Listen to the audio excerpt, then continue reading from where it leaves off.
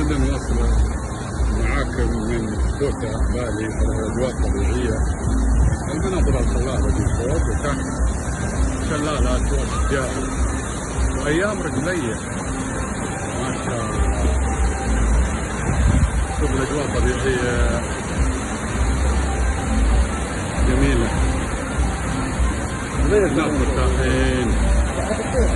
أول حضرت معاه يسبح لنا شوي، لا الماي حلو وعاد نظيف صراحة.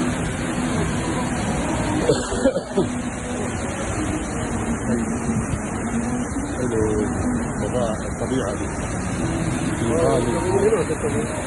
هذه كلها يدخل داخل الغابة.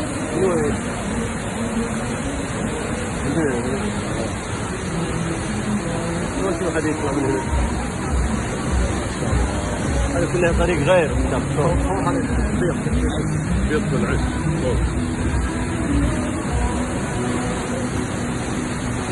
ماي حلو.